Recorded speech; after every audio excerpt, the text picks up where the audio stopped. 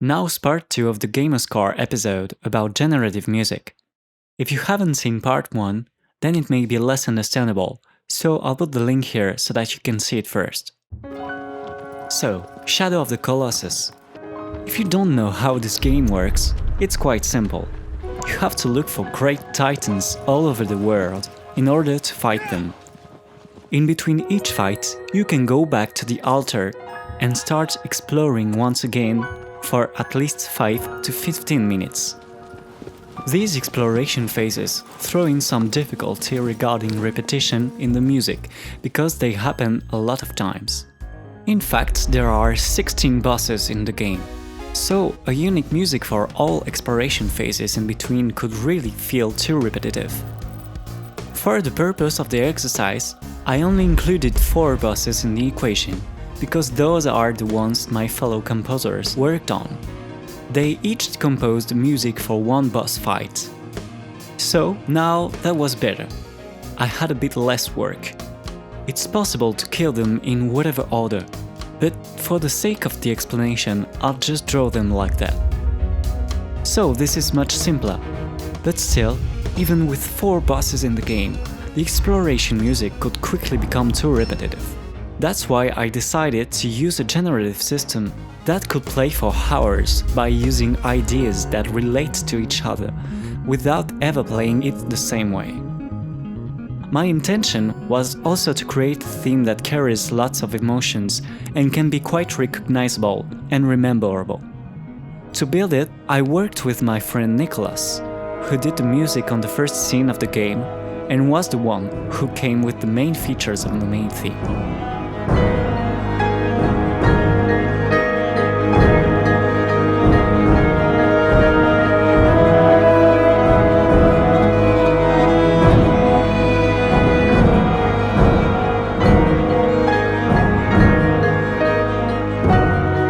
Once we had reinforced the theme with some variations, I had the material to throw myself into the composition of the exploration sections.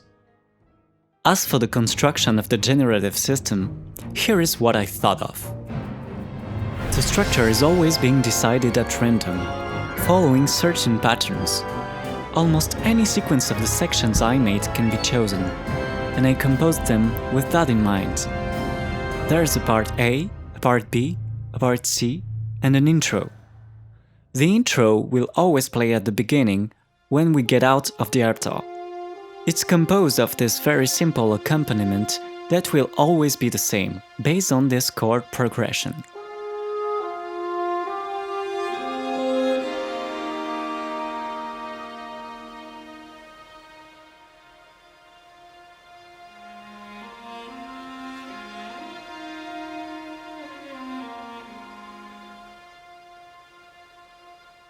Once the intro is done, the system can pick whatever part he wants.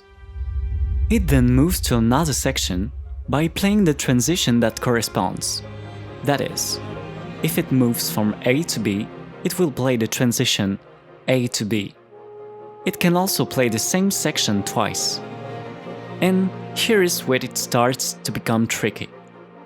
There are 2 versions of A that have a different harmony.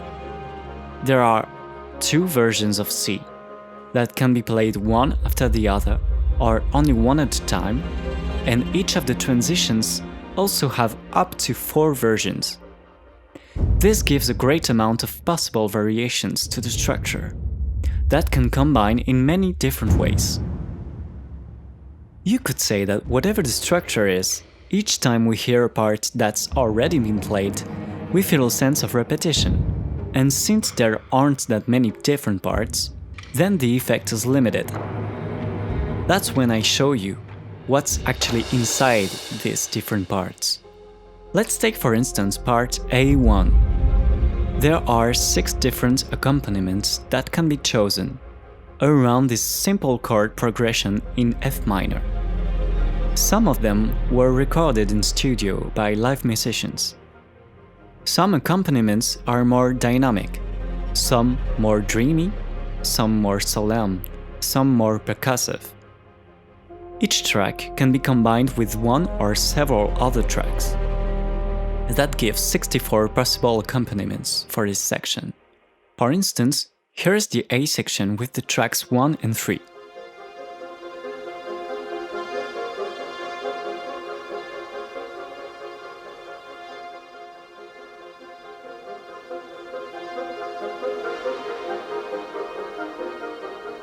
Here it is, with track 5 alone.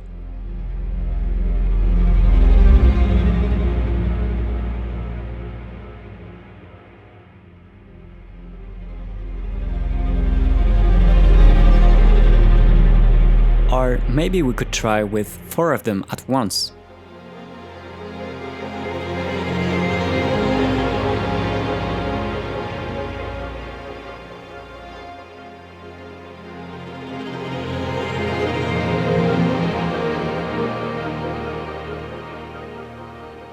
Randomized melodies also come on top of that, but I'll talk about it in the upcoming video. Be sure to check it out when it's out. In A2, the principles are the same, except the chord progression is different, so we changed the harmony.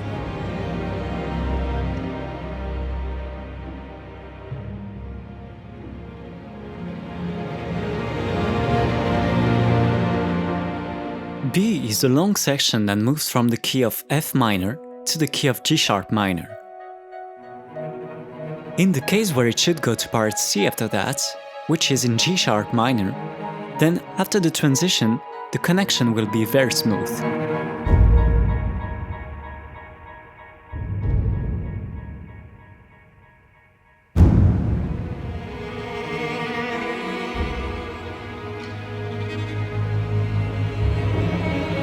In case it should go back to A or B, the transition connecting the parts will have very few harmony, in order to go back to F minor slowly and without any bumps.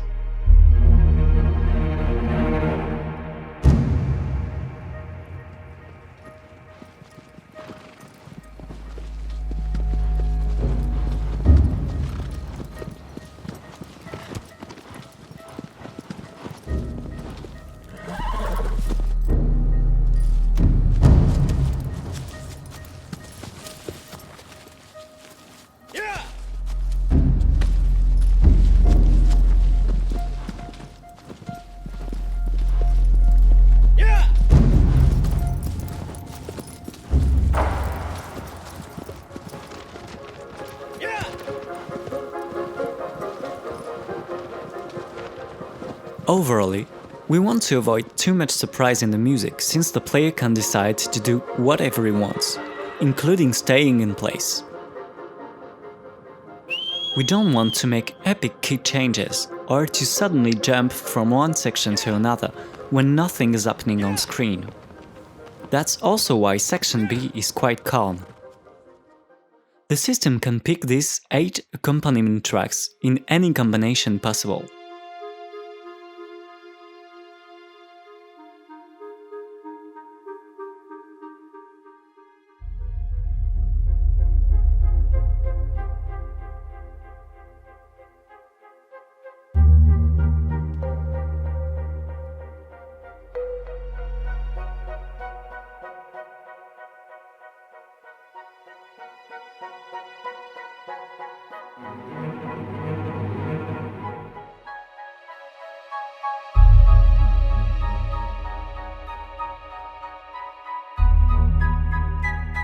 On top of that, the system will always play one of these 3 tracks that are very soft, but that can let hear some small things going on, in case chance decides that none of the 8 tracks mentioned previously should be played.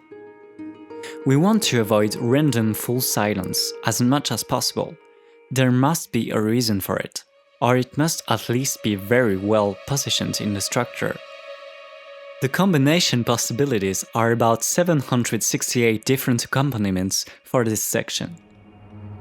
This great amount of possibilities raises the diversity drastically, allowing other sections to be less versatile, and therefore stronger and more recognizable. In part C1, the software I use plays one of these 2 tracks or none.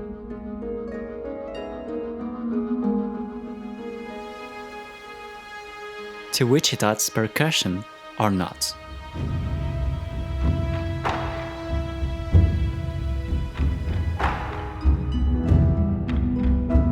Thus, I made a strings accompaniment that always plays, once again, in order to avoid silence being an option. As said before, this section's a chord progression in G-sharp minor. Depending on the accompaniment chosen, the tone of the piece will be quite dark, or at least a bit melancholic.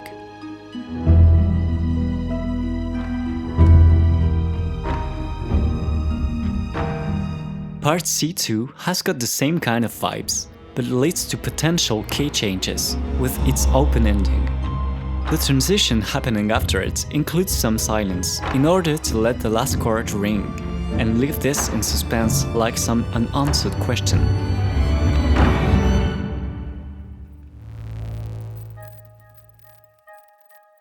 The transitions B to A and B to C give some space to the composition, by allowing very subtle instrumental rhythms, and potential silence between large percussion punctuations.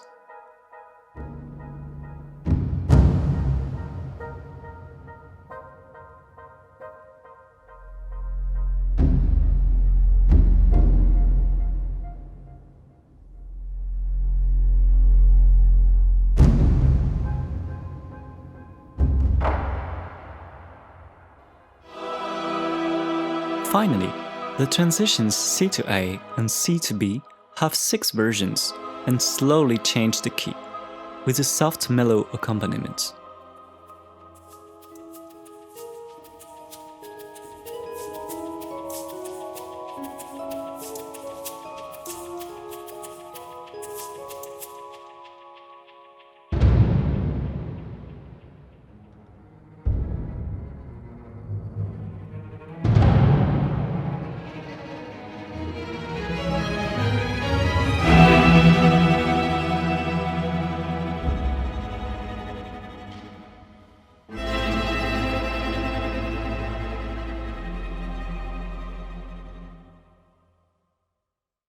I hope I have shown you how it's possible to give some choices to chance without screwing up everything. We messed a lot with structure.